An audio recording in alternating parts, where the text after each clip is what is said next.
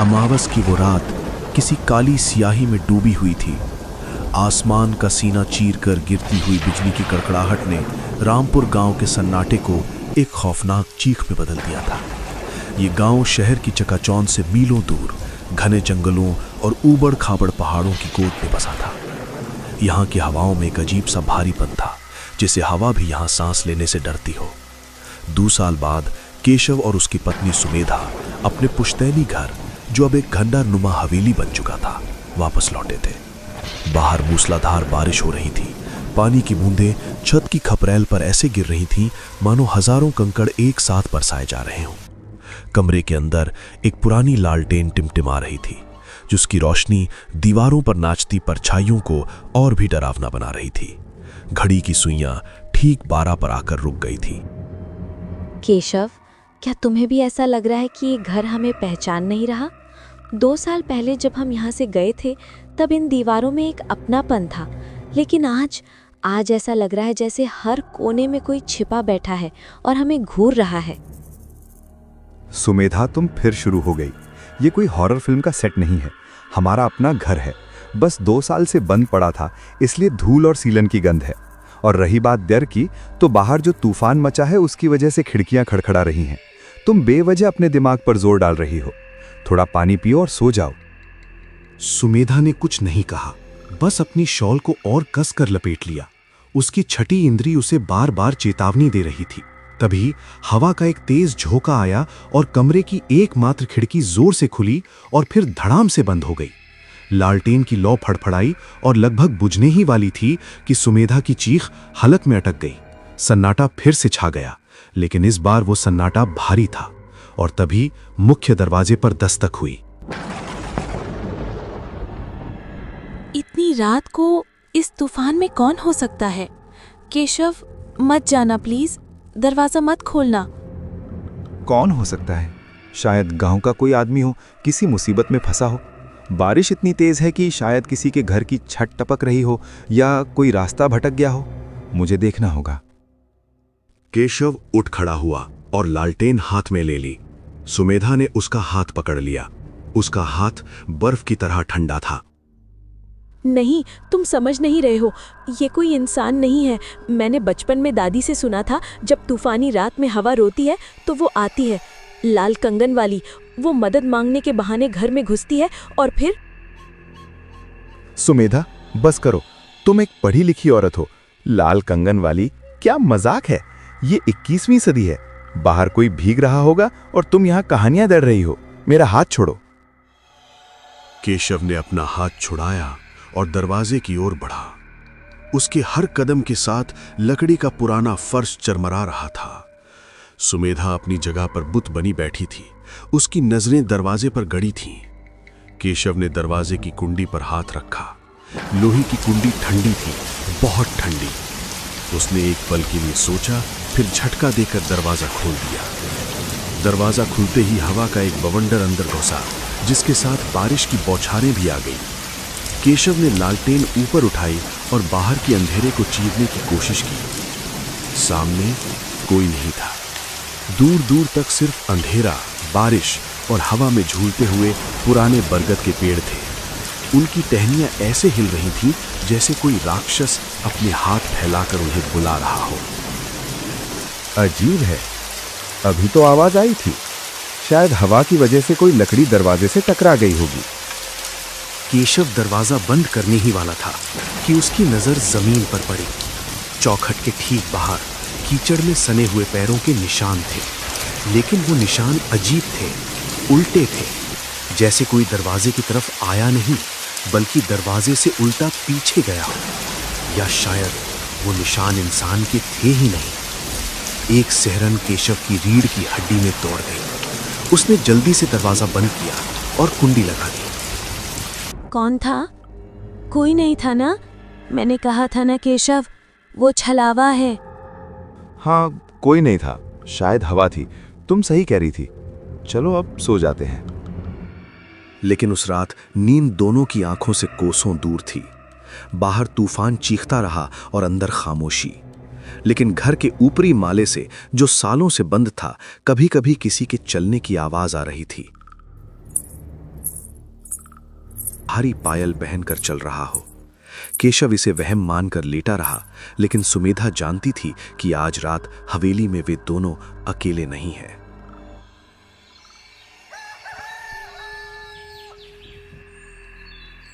अगली सुबह सूरज तो निकला, लेकिन बादलों की धुंध ने उसे ढक रखा था। गांव में अजीब सी उदासी छाई हुई थी। कीचड़ भरे रास्तों पर चलते हुए केशव गांव की चौपाल की तरफ बढ़ा। सुमेधा ने उसे जाने से मना किया था, लेकिन केशव के मन में कल रात की घटना और उन उल्टे पैरों के निशानों ने एक सवाल खड़ा कर दिया था। चौपाल पर गांव के कुछ बुजुर्ग हुक्का गुड़गुड़ा रहे थे। माहौल गंभीर था। कल रात की बारिश सामान्य नहीं थी।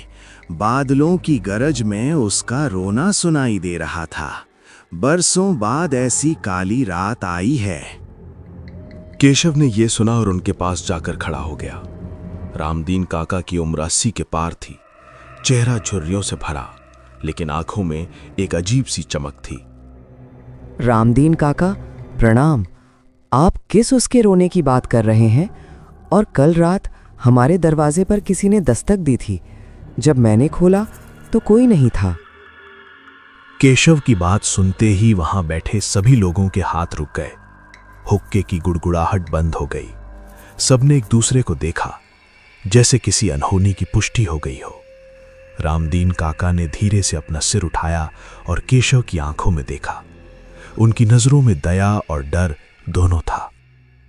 तूने दरवाजा खोला था बेटा, तूने बहुत बड़ी गलती कर दी।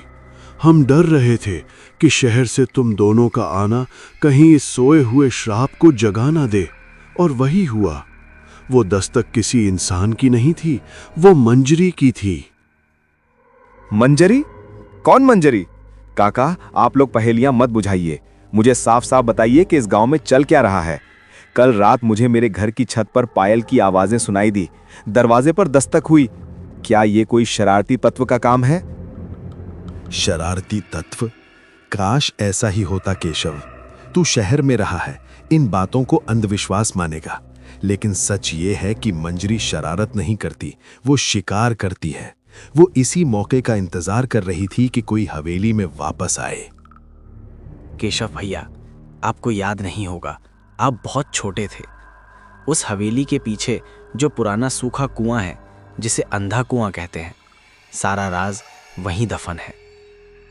मुझे याद है वो कुआं। पिताजी ने हमेशा वहां जाने से मना किया था, लेकिन क्यों? आखिर मंजरी है कौन और उसका मेरे घर से क्या लेना देना है? रामदीन काका ने एक लंबी सांस ली। अब वो जो कहानी सुनाने जा रहे थे, वो गांव के इतिहास का सबसे काला पन्ना था। बात आज से 50 साल पुरानी है। ये गांव तब खुशहाल था। मंजरी इसी गांव के जमींदार की इकलौती बेटी थी, बेहद खूबसूरत, जैसे साक्षात देवी। उसे नृत्य का बहुत शौक था। उसके पैरों में जब घुंघरू बंधते थे तो पूरा गांव मंत्रमुग्ध हो जाता था। लेकिन उसकी खूबसूरती ही उसकी दुश्मन बन गई। गांव में एक तांत्रिक आया था जिसका नाम था भैरवनाथ। उसकी बुरी नज़र मंजरी पर पड़ गई। वो उसे हासिल करना चाहता था, लेकिन मंजरी ने उसे ठुकरा दिया। काका की आवाज भारी होती जा रही थी, जैसे वो उस मंजर को अपनी आंखों के सामने दोबारा देख रहे हों। हवा और तेज हो गई थी और दिन के उजाले में भी एक अजीब सा अंधेरा महसूस हो रहा था। उस तांत्रिक ने बदला लेने की ठानी। एक तूफानी रात, बिल्कुल कल जैसी रात थी। उसने मंजरी को धोखे से उसी हवेली के पीछे वाले कुएं के पास बुलाया। वहां उसने मंजरी के साथ जबरदस्ती करने की कोशिश की।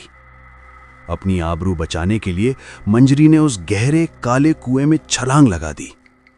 मरते वक्त उसकी आंखों में आंसू नहीं, खून उतर आया था। उसने गिरते गिरते श्राप दिया था कि जिस तरह वो तड़प कर मरी है, ये गांव भी कभी चैन से नहीं सो पाएगा। और खास तौर पर वो हवेली जहां उसका परिवार रहता था, वो वीरान हो जाएगी।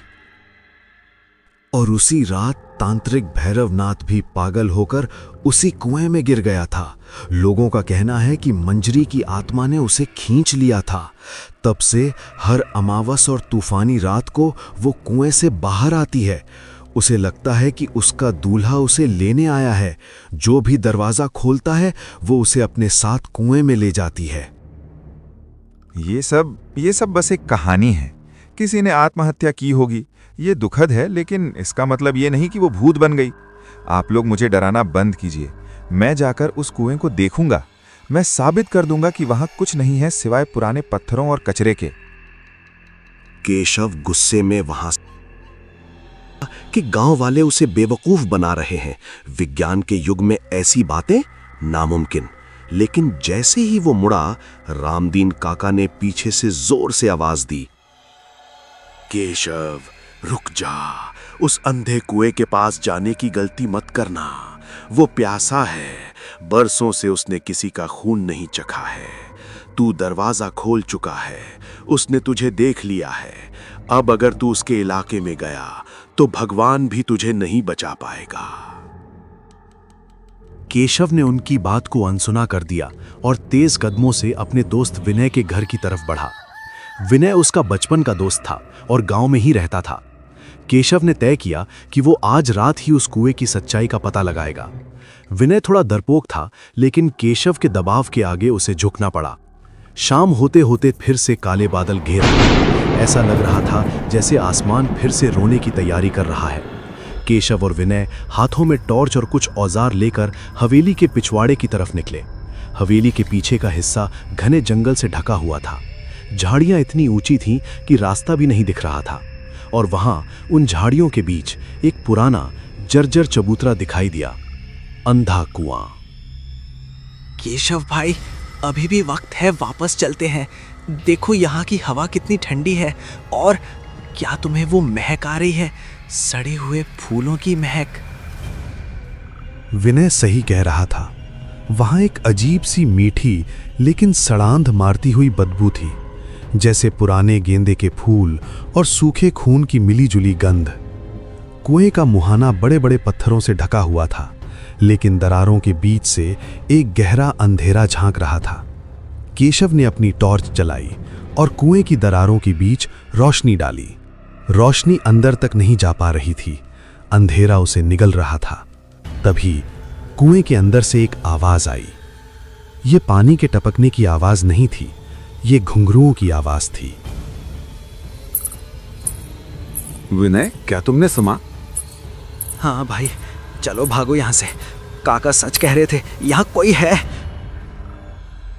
इससे पहले कि वो भाग पाते, हवा एकदम से थम गई।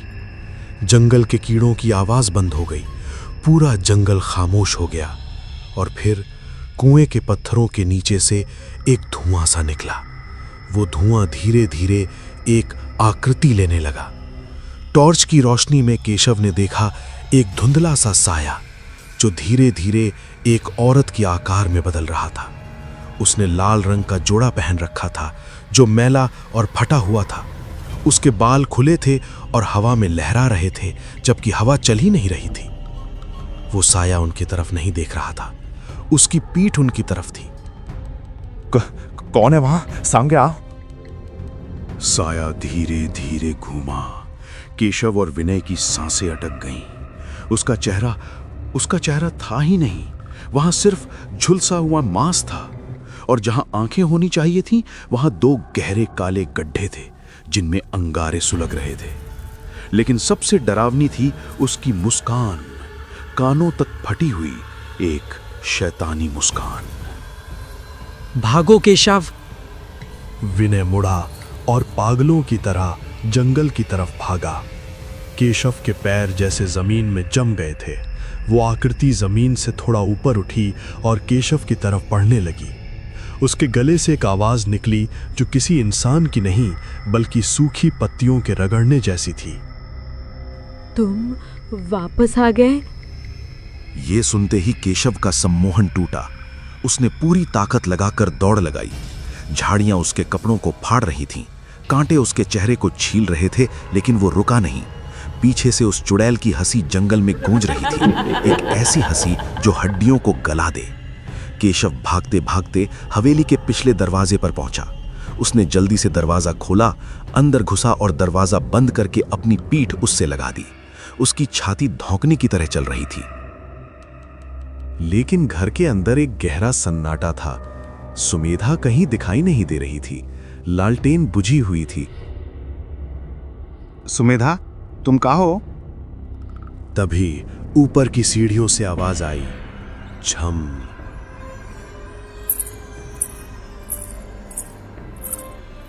पर गई। सीढ़ियों के सबसे ऊपर अंधेरे में कोई खड़ा था। बिजली चमकी और उस रोशनी में केशव ने देखा सुमेधा वहां खड़ी थी, लेकिन उसने अपनी साधारण साड़ी नहीं पहनी थी। उसने वही पुराना फटा हुआ लाल जोड़ा पहन रखा था। केशव, मैंने कहा था ना दरवाजा मत खोलना। अब मैं अंदर आ चुकी हूँ। हवेली के हॉल में सन्नाटा इतना गहरा था कि केशव को अपनी धड़कनें किसी ढोल की तरह सुनाई दे रही थीं। सीढ़ियों के ऊपर सुमेधा खड़ी थी, या जो भी वो चीज थी जो सुमेधा जैसा दिख रही थी। बिजली की एक और कड़क हुई और उस क्षणिक रोशनी में केशव ने देखा कि सुमेधा की आंखें अब उसकी अपनी नहीं थीं। वे पूरी तरह सफेद हो चुकी थीं, पुतलियां गायब थीं। उसके चेहरे पर एक अमानवीय मुस्कान थी और उसके हाथ अजीब तरह से मुड़े हुए थे, जैसे हड्डियां टूटी हों। सुमेधा, ये तुम क्या कर रही हो? ये कपड़े, ये मजाक नहीं है। प्लीज नीचे आ जाओ। सुमेधा ने अपना सिर एक झटके से टेढ़ा किया। कड़क, गर्दन की हड्डी चटकने की आवाज पूरे हॉल में गूंज गई। वो सीढ़ियों से नीचे नहीं उतरी, बल्कि हवा में तैरते हुए बिना सीढ़ियों को छुए नीचे की ओर सरकने लगी। उसके पैर जमीन से 6 इंच ऊपर थे। सुमेधा, वो तो अब सो रही है केशव, बहुत गहरी नींद में।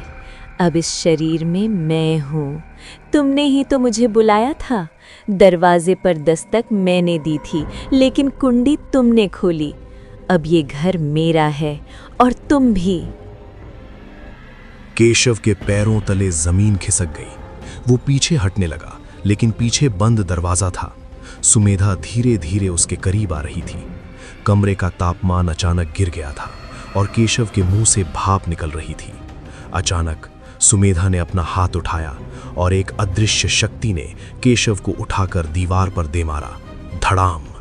केशव दर्द से कराह उठा। उसकी पसलियों में तेज दर्द हुआ।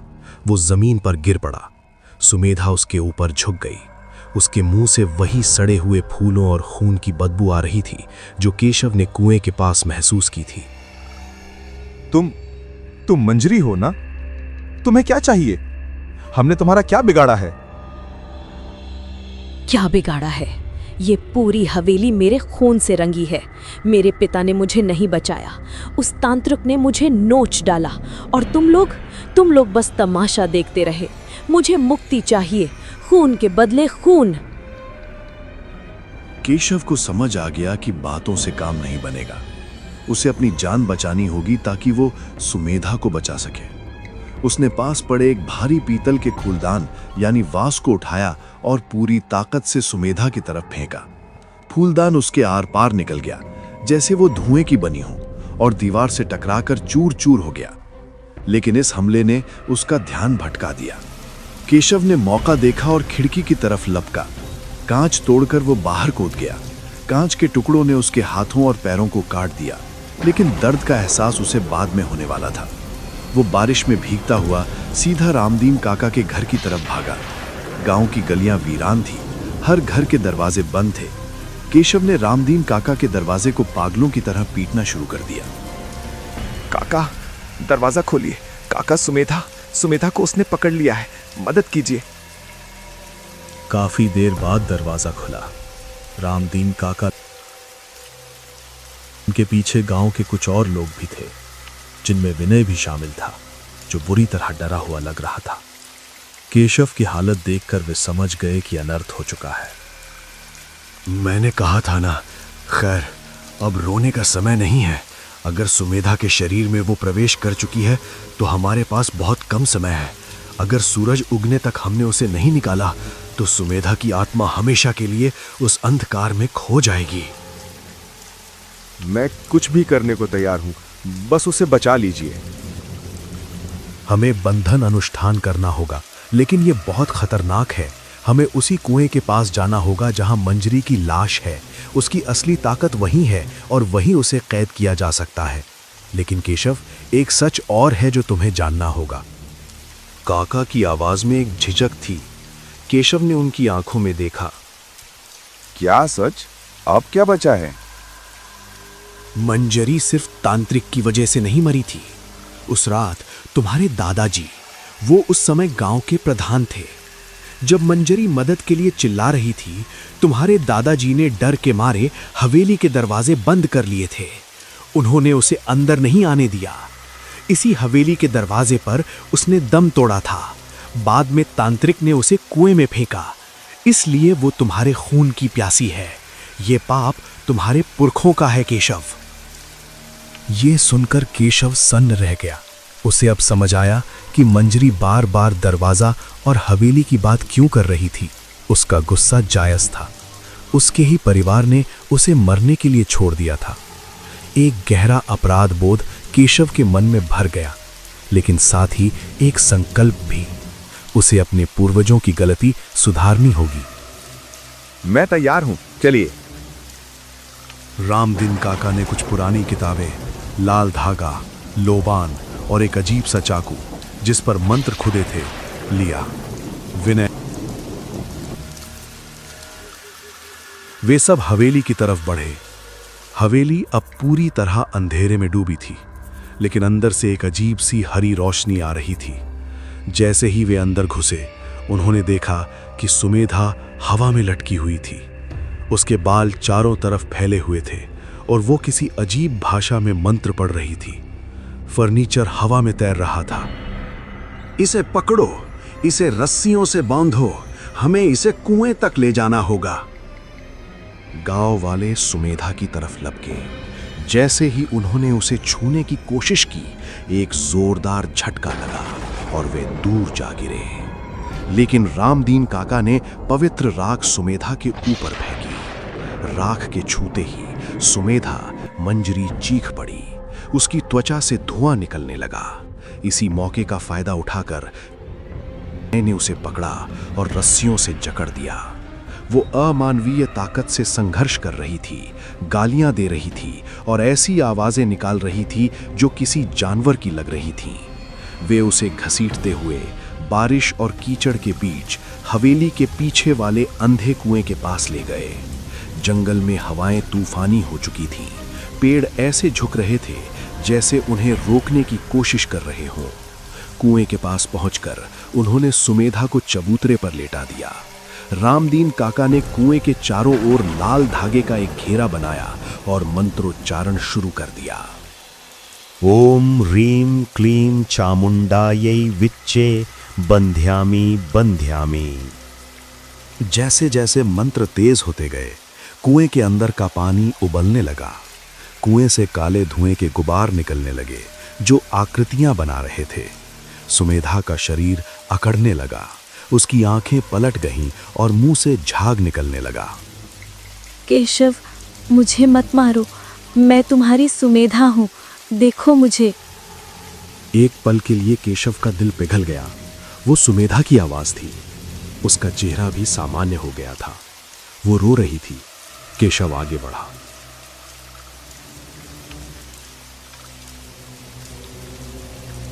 रुक जाओ केशव, ये छलावा है, ये सुमेधा नहीं है।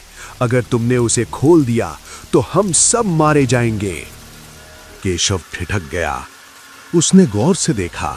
सुमेधा की आंखों में आंसू थे, लेकिन उसके होठों के कोने पर एक बहुत ही हल्की कपटी मुस्कान थी। केशव समझ गया। तुम मेरी पत्नी नहीं हो, निकल जाओ उसके शरीर से। केशव ने काका के हाथ से वो पवित्र चाकू लिया और अपना हाथ काट लिया। खून की धार बह निकली। काका ने कहा था कि प्रायश्चित के लिए उसे अपना खून देना होगा, उसी खून का बदला जो उसके दादाजी ने नहीं बचाया था। केशव ने अपना खून कुएं के मुहाने पर टपकाया। जैसे ही खून कुएं में गिरा, एक गगन भेदी चीख गूंजी। सुमेधा का शरीर हवा में धनुष की तरह तन गया। उसके मुंह से एक काला गाढ़ा धुआं बाहर निकलने लगा। वो धुआं चीखता हुआ, तड़पता हुआ कुएं की तरफ खिंचा चला जा रहा था। खून की आहुति ने श्राप को संतुलित कर दिया था। मैं वापस आऊंगी, ये खत्म नहीं हुआ है, मैं वापस आऊंगी। धुआं पूरी तरह कुएं में समा गया। रामदीन काका ने तुरंत एक भारी पत्थर पर तावीज रखकर कुएं के मुंह को हमेशा के लिए बंद कर दिया। तूफान अचानक थम गया, बारिश रुक गई, सुमेधा का शरीर ढीला पड़ गया और वो बेहोश होकर केशव की गई। सुमेधा, सुमेधा आँखी खोलो। सुमेधा ने धीरे धीरे आंखें खोलीं। उसकी आंखें अब सामान्य थीं, भूरी और प्यारी। वो कमजोर थी, लेकिन वो थी। केशव, मुझे बहुत बुरा सपना आया। बहुत अंधेरा था और ठंड थी। सब ठीक है, सपना खत्म हो गया, हम सुरक्षित हैं। अगली सुबह केशव और सुमेधा ने हमेशा के लिए वो गांव छोड़ दिया। उन्होंने पीछे मुड़कर हवेली की तरफ एक बार भी नहीं देखा। गांव वालों ने उस कुएं के चारों ओर एक दीवार बना दी और उस इलाके को निषिद्ध क्षेत्र घोषित कर दिया। कुछ महीने बीत गए। केशव और सुमेधा अब शहर में अपने पुराने फ्लैट में रह रहे थे। जिंदगी धीरे धीरे पटरी पर लौट रही थी। सुमेधा अब ठीक थी, हालांकि उसे कभी कभी रात में ठंड लगती थी। एक रात केशव बाथरूम में ब्रश कर रहा था। सुमेधा बेडरूम में सो रही थी। केशव ने शीशे में अपना चेहरा देखा और पानी से मुंह धोया। जब उसने तौलिए से मुंह पोंछा और दोबारा शीशे में देखा तो उसका दिल रुक गया। शीशे में उसके पीछे सुमेधा खड़ी थी, लेकिन सुमेधा सो रही थी और शीशे वाली सुमेधा ने एक लाल साड़ी पहन रखी थी। उसने मुस्कुराते हुए अपना हाथ उठाया और उसकी कलाई में वही लाल कंगन थे। केशव ने झटके से पीछे मुड़कर देखा, बेडरूम का दरवाजा बंद था। जब उसने दोबारा शीशे में देखा तो वहां कोई नहीं था, सिर्फ उसकी अपनी घबराई हुई परछाई थी। तभी बेडरूम से सुमेधा की आवाज आई। केशव, क्या तुम कुएं का पानी लाए हो?